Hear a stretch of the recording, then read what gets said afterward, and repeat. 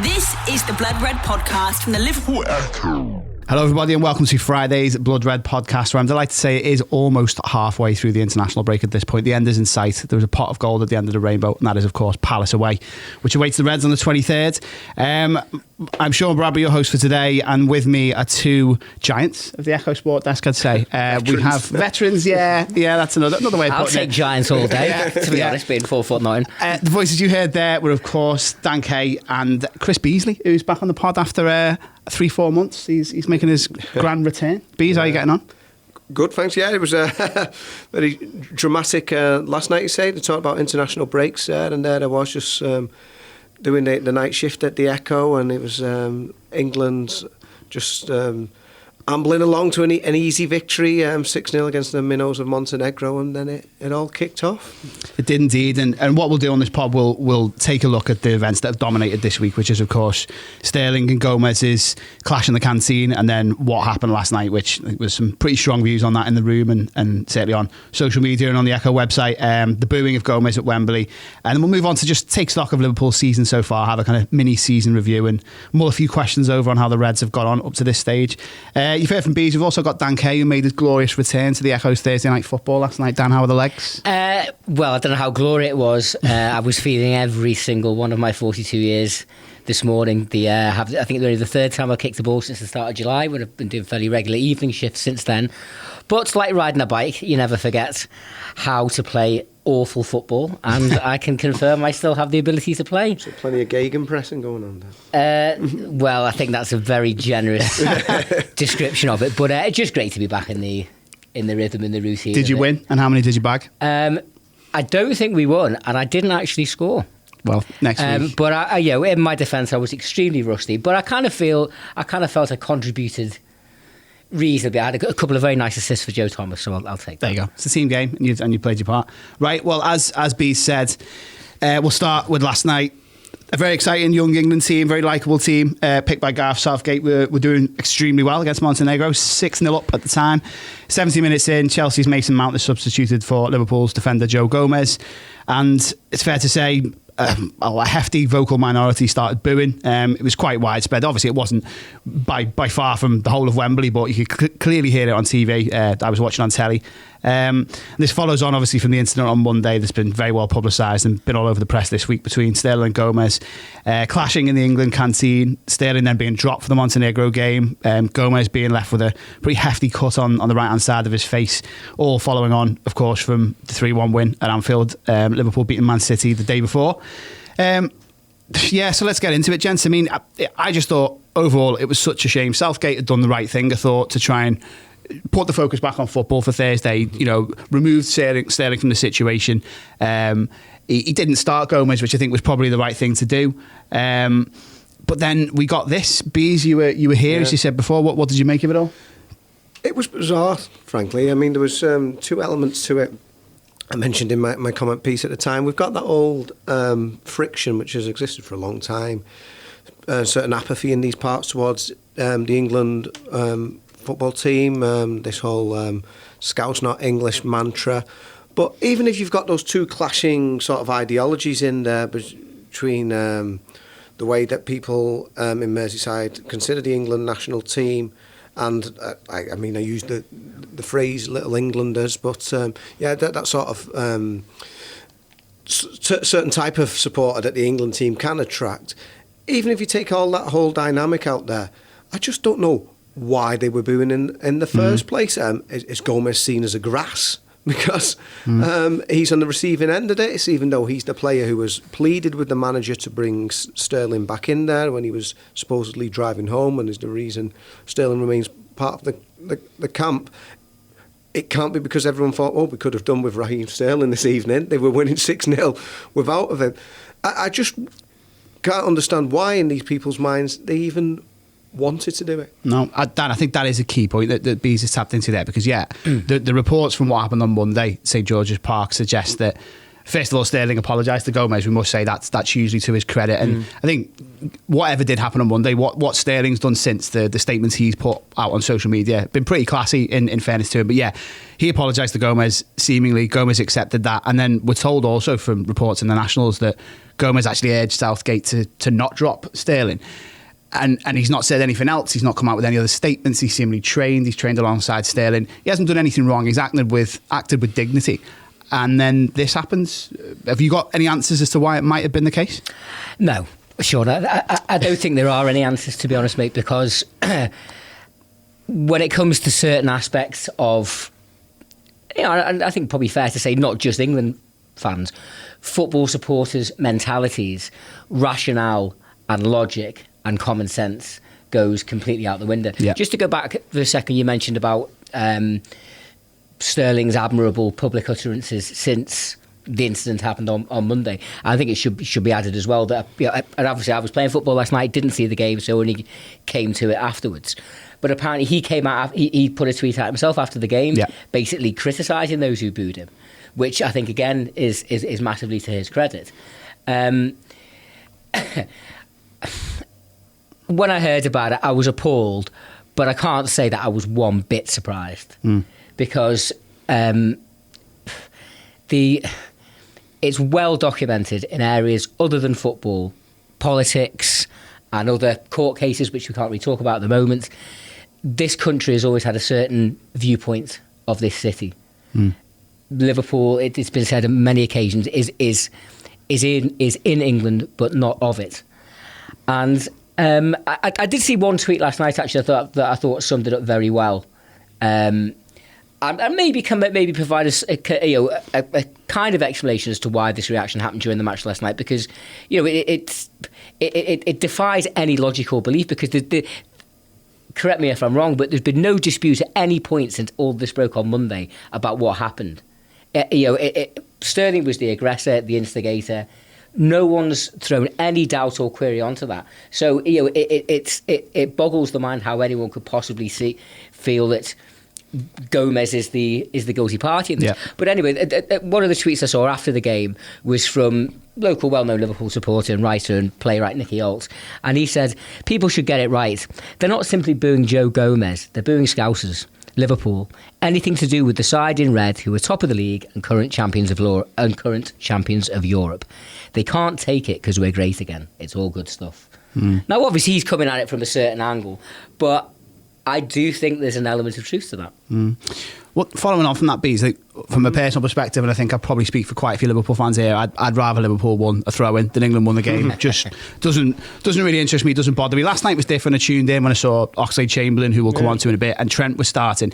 And I do think, as fans and as journalists ourselves, we have to check ourselves a little bit, because it must, for someone like Gomez especially, and Ox, both grew up down south, didn't he? And Trent may be a little bit different because he will have been part of that kind of northwest bubble, if you like, of having a bit of a different attitude potentially to England. But those guys, it must mean a lot for them to step out and represent England. So how do you think Gomez will be feeling at this point? Because they are his own supporters who've subjected him to that.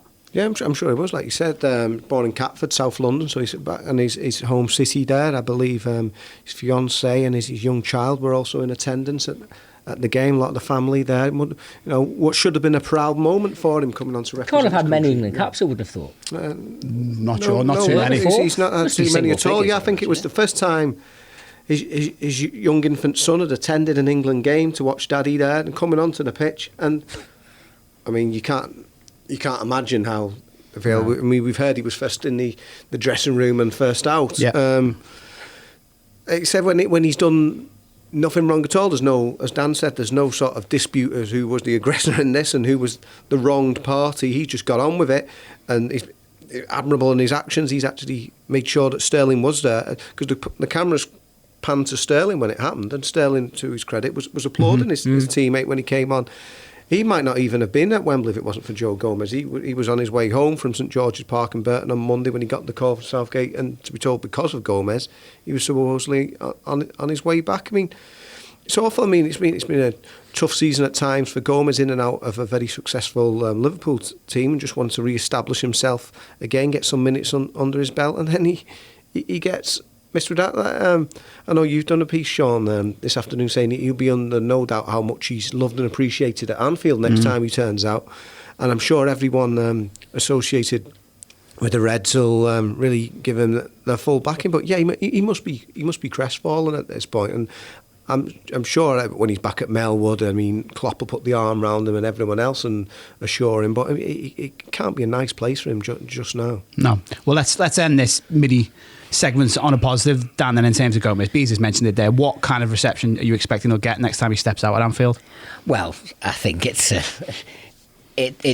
blatantly obvious. I think he's a popular figure anyway. He's a young player that when he came into the team in the dog days of Brendan Rodgers' era, from the very first couple of matches he played at left back, straight away he looked like a player and had to have a really good. I think about 18 at the time. Looked to have a really good temperament and head on his shoulders. So I think I would like to think he was already aware about how he's rated and admired by Liverpool supporters. But after this, if there's one thing that we are good at, it's circling the wagons and getting behind our own and closing rank. And the reality is we've got plenty of experience of it. A few people have pointed out in the last 18 hours or so since it happened that this isn't the first time a Liverpool player has been subjected to completely mindless, nonsensical booing from some of the knuckle dragging half-wits that follow England. People from a certain era will remember John Barnes getting pretty torrid treatment of England supporters towards the end of his footballing career. Not racially motivated, I should add. That was much earlier on, in the early 80s. One game in particular against San Marino in about 93 stands out when England won 6-0.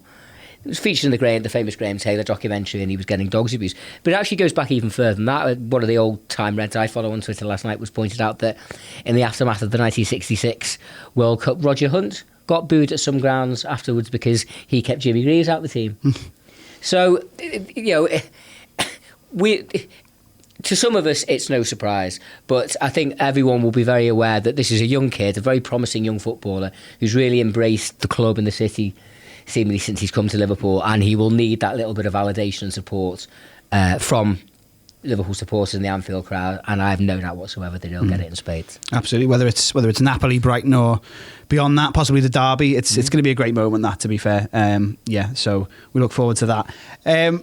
Other guys, other Reds, young lads in action for England. Bees, let's start with Ox, because he's hit a very rich vein of form, and there he was again, popping up with a goal. He's got to be banging on the door now, hasn't he, for more first team starts at Anfield? Yeah, so that's totally been overshadowed now by the whole debacle over the Gomez booing. That was a great moment for him. I think his first international start since March 2018. So since he became a Liverpool player, his first goal for England as a Liverpool player, took it really well. I think that's 5 in 6 games for him now. Just lovely move. It came across from Chilwell. He took it down, low shot across the face of goal, and he's hit a rich vein of form. I mean, you always wonder after players get such a nasty injury like that, out for the best part of a year, they're going to come back, but are they going to be quite the sort of player they were before? And he was always a very energetic player as well. So you wonder, is he going to be the same kind of player when he comes back? But he's getting there. He's getting there. As Klopp's mentioned, you can't always quantify it, where he needs to do more, but I mean, we've seen those great goals he scored against Genk in the Champions League of late, and he's become a real option now for the manager, whether it's in the midfield or even as one of those front three if he wants to rotate things. So definitely this is a good moment for Alex Oxlade-Chamberlain. Just let's hope it doesn't keep getting overshadowed by these off the field events. Dan, in terms of Oxlade-Chamberlain, I mean, it's basically 2 games a week, at least 2 games a week. I mean, there's 9 games in December, I think, for Liverpool. If you're looking at that Carabao Cup tie and the 2 games over in Qatar.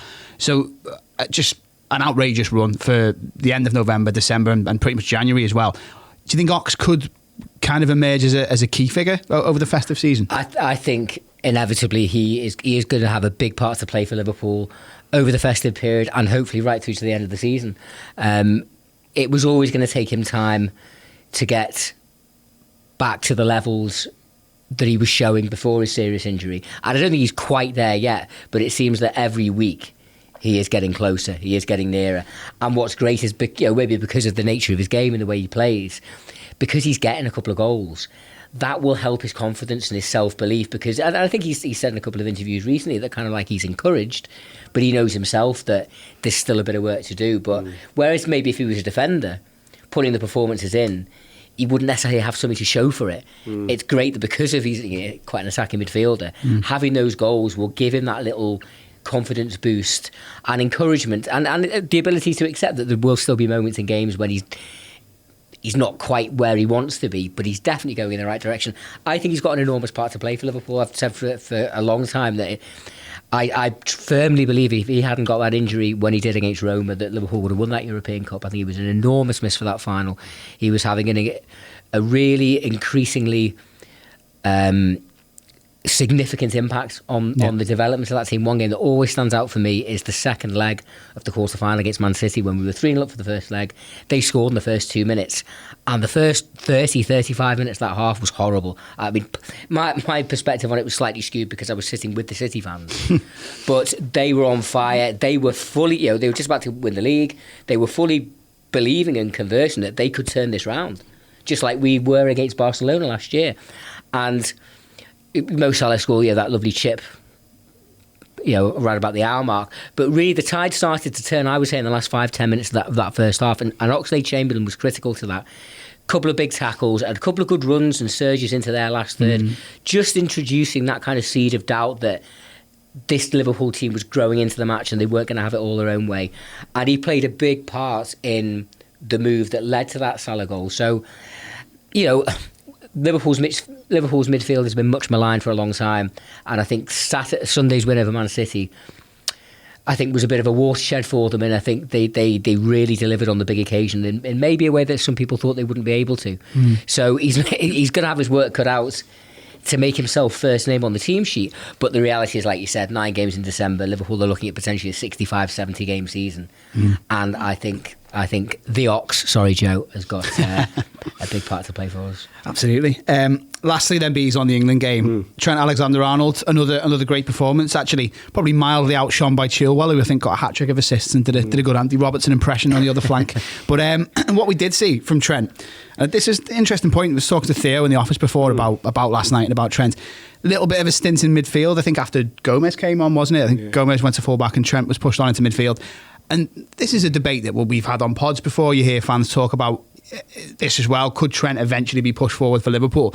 And I kind of feel, first of all, he's exceptional at fullback and very happy for him to be one of the best fullbacks in the world. But also, can Liverpool afford to take the time to see what he'd be like in midfield if we then, drew a couple of games in that time and City caught up? The stakes are almost too high to experiment.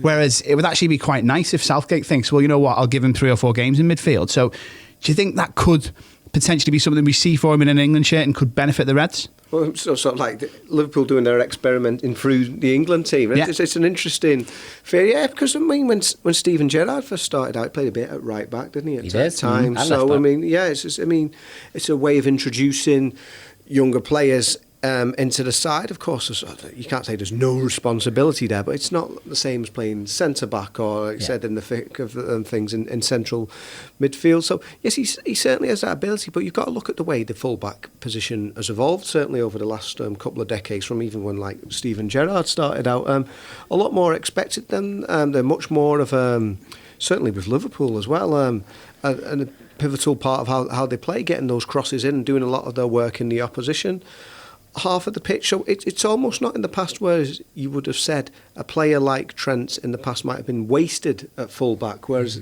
these days it is an integral part of the way teams attack, and with Liverpool and the 4-3-3, the way they operate. If Gareth wants to have a bit of an experiment with England, stick Trent in there, then maybe you could see how he gets on. I certainly think in time he could play in midfield, but like you say, it's whether Liverpool even want to lose him now at right back because he becomes such an effective force there. Dan, where do you stand on it? I mean, Liverpool would have to either sign or produce 2 in the space of a decade of the best fullbacks certainly the club has ever seen, and if not the world has ever seen. I do genuinely think Trent's that good. Do you see him stepping forward in time to come, or stick where he is? I think he has the ability to do it, but I don't know if I really see the point, to be honest. I'd agree with what Bees has said, the evolution of the fullback in terms of the modern game tactically, how many managers see it as one of, and certainly in terms of this current Liverpool team now, I don't think it's any secret that the fullbacks are one of our main attacking strategies. And I've seen a few people saying recently that arguably a couple of serious injuries there would potentially harm us more than, say, in the front three, even. I've heard him say it before, but I was watching something quite recently, and Jamie Carragher was talking about his career in his early days, because obviously his first couple of games were in centre mid, but once he kind of got into the team, his first couple of years really were at fullback, and it was Rafa Benitez that moved him into centre back in 2004. But what Carragher has always been adamant about is that I don't think he'd ever really played fullback before then. So we're talking around about the turn of the decade, 2000, 2001. The main reason he played there was because Houllier just wanted him in the team. Because of it, I think as much as anything else, because of his character, because of his spirit, because he was a young player that Houllier saw as similar to Gerrard, the local heartbeat of his team. And back then, not every position on the field is important. Of course it is. I'm not saying Houllier, just didn't care about fullbacks, but there was a logic to it. Now I think a fullback is what a fundamental part for some teams of their attacking armoury, and it very much is for Liverpool. A few people have said lately regarding, because there's been a lot of talk about should Trent go into midfield, and there's absolutely no doubt in my mind he would be capable of doing that. But I think the lad's actually even said himself, or in so many words, he can affect the game and influence the game arguably more from the flank than he could in the centre of the park. You can see virtually everything in front of you, whereas we're in the middle of the pitch. You kind of need eyes in the back of your head. So,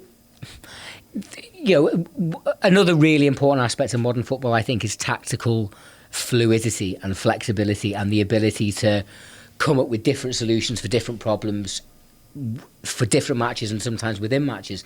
And there may well be occasions when Klopp will say, for 20 minutes, go and play in midfield, or for the odd game here and there.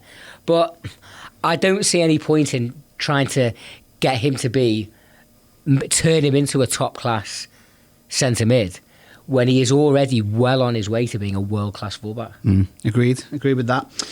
Right then, so we'll move on to the second half of this and kind of just take stock of where Liverpool are at this moment in the season.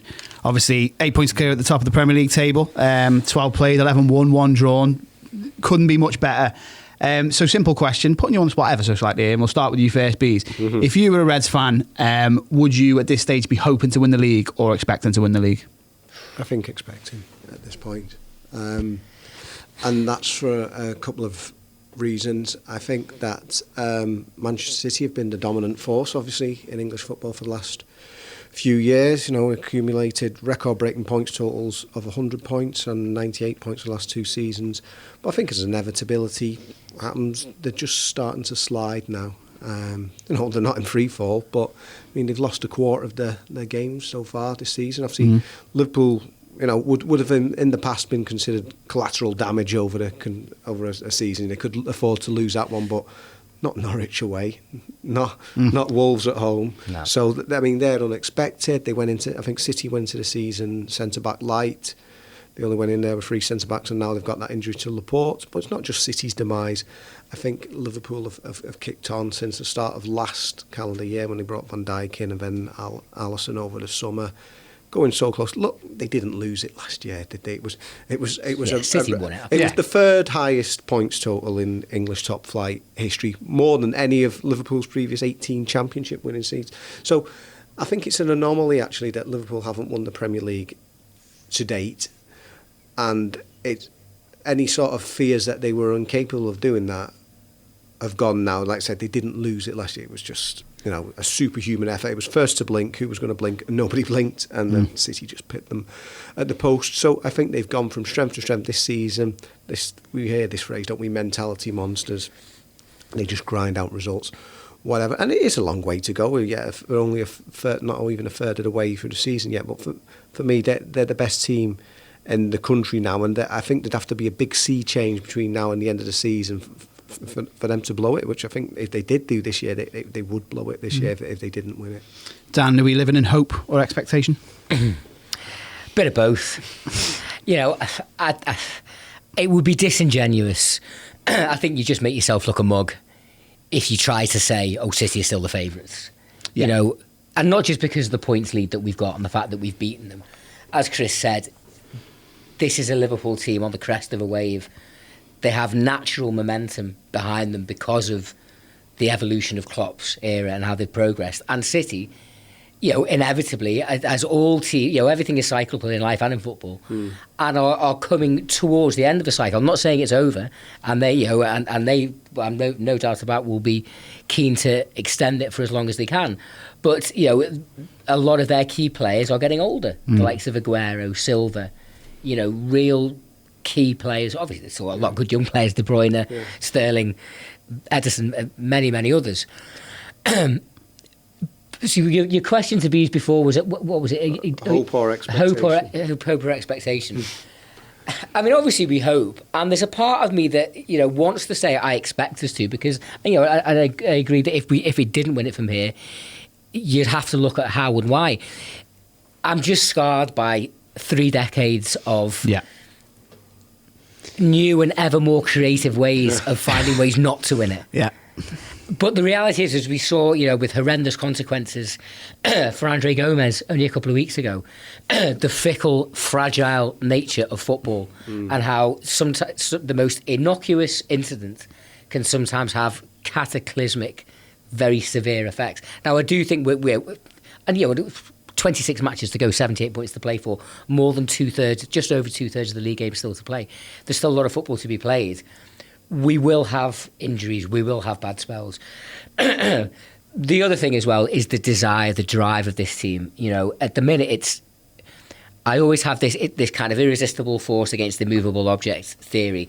Is a hungry team's desire to rip the title from its holder's grasp stronger than the holder's willingness to clutch onto it? And that is what will determine where the trophy ends up in May. But, you know, I defy any Liverpool supporter to not say that so far this season really has gone better than anyone could have hoped or expected for. Well, we kind of maybe in those answers have touched on this already, but I was going to ask you both, is there an individual in the team or some kind of aspect of Liverpool's play so far that stood out to you as exceeded expectations and essentially as you know, potentially made the difference this season compared to last? I think your point there, Dan, about wanting to wrestle it away from the holders and just a sheer desire is potentially an answer to that. But I'll start with this one. I just think the fact that Fabinho has maintained the form that he showed in the second half of last season and has enabled the team to hit the ground running with him as its kind of midfield fulcrum has just been key.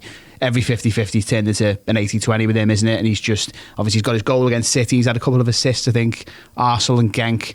And, you know, for years it looked like the team was crying out for a Mascherano type, someone who can kind of be that defensive shield. He's all that. He's so much more. He's the thing for me, I think, that's pushing them on to that slight next level.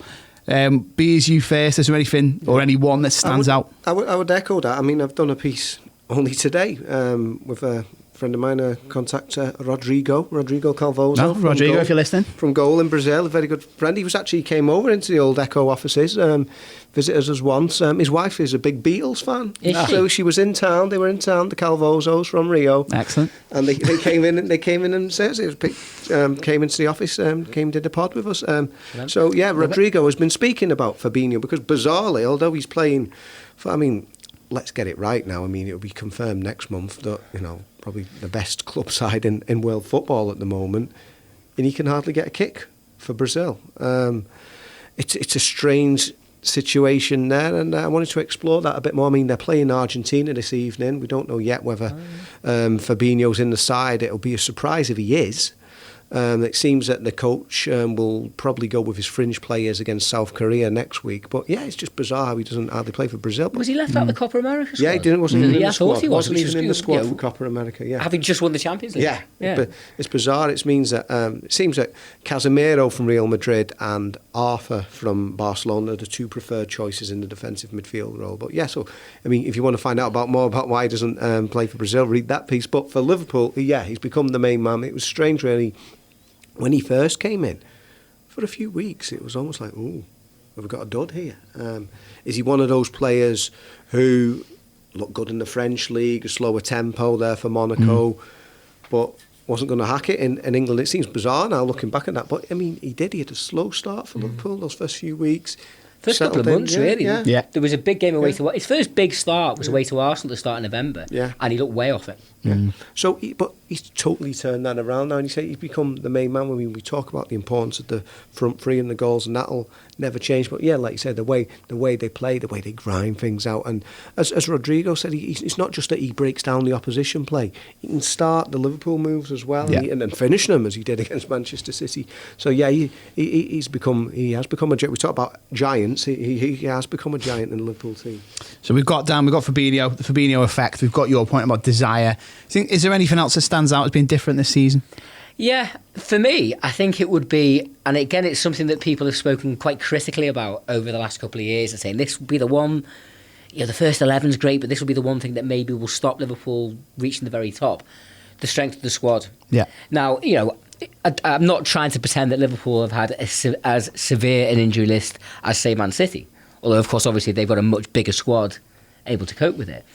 But Liverpool have had some significant injury concerns this season, most notably the goalkeeper, who got injured within 20-odd minutes of the first game and then didn't return to the side until Man United away halfway through October.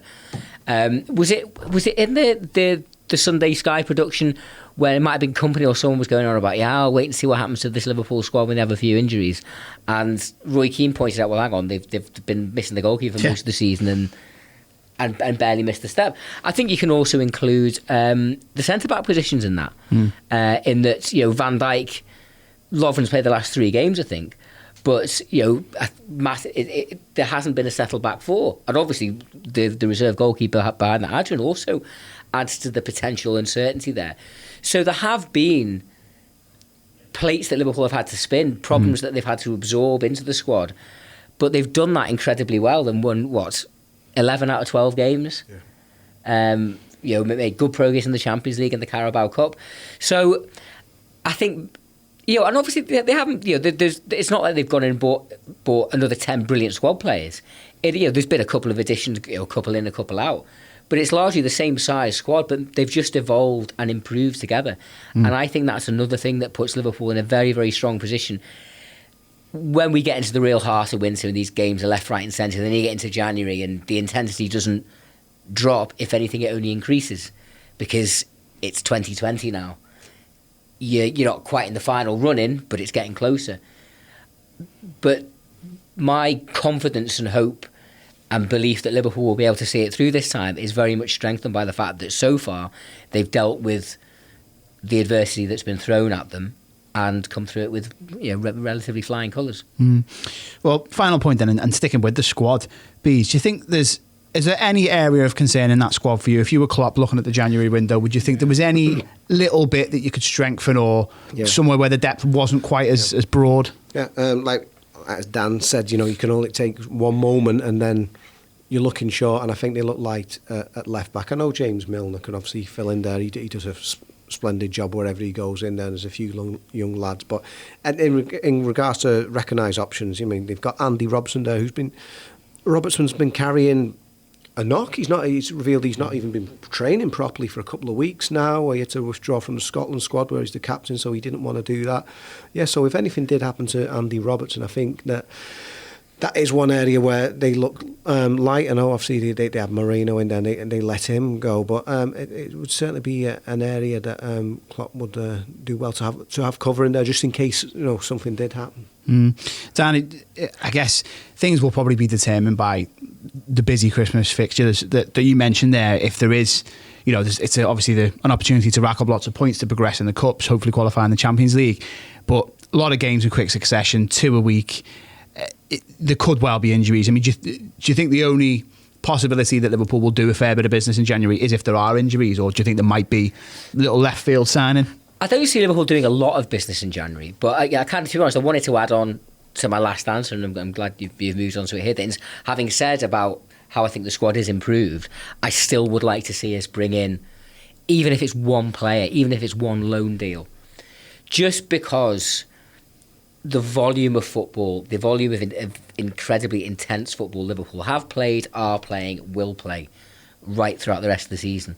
And no matter how good and strong and lucky you are, inevitably there are going to be points where you might find yourself falling a little bit short. The problem is, of course, you haven't got a crystal ball. Arguably, probably left back might be. I'd agree with these. Probably is the weakest area. But as we've already said, the full back positions are intrinsic to the way Liverpool attack. So James Milner is an admirable deputy, but the difficulty that they've had is knowing what area. You could argue that they could do with an extra player in all positions, but they can only name a certain number of players in the squad. I think it'll be one of these where, and of course, everything is quantifiable nowadays. They've got all the data, they've got all the tests. They're able to crunch all the numbers and see when people are getting into kind of what they call like the red zone, when they'll be more susceptible to the likes of muscle injuries. And I think, as we mentioned in one of the pods earlier in the week, I think it was Souness, again last Sunday, basically said that his concern, particularly about January, was muscle injuries, because they tend to happen when you're not getting enough rest between games. Yeah. And with all these, as you said before, it's literally 2 games a week at least until the turn of the year. That is a real potential red flag for Liverpool. So I also think back to 2014 and other times we've come close. Maybe not so much last year, because as B said, we didn't lose that league last year, they won it. But in 2014, when we'd recruited poorly in the September, got ourselves into a good position by the January of having a real go at it. We tried to buy the winger, was it Ye and Konoplyanka? Oh yeah, and it didn't come off. In Ukraine, but there was very much that regret in my mind. I think some others that kind of look how close we came. Could one more player have made the difference? We'll never know, will we? You know what I mean? But I just wouldn't want us to be in that same boat again. So I would hope. And I've always bang on about. I always think it's just in a general sense, it's good when just an extra face around the dressing room, an extra voice, just freshens things up a little bit. So it'll be interesting to see if the manager does do anything there. But history tells you traditionally Liverpool don't do a lot of business in January. But when they do, it can sometimes be some of the most important business that they do, particularly Coutinho and Sturridge in 2013 and Van Dijk, of course, in January 2018. So we'll see. Absolutely. Well, Jurgen and his lieutenants got one more week to have a good think about that transfer window, and then it's 2 games a week for pretty much the rest of the season. We will leave it there. That has been today's Blood Red. We will be back on Monday, where we will be officially more than halfway through the international break. We'll get through it together. Stick with us. Bye for now.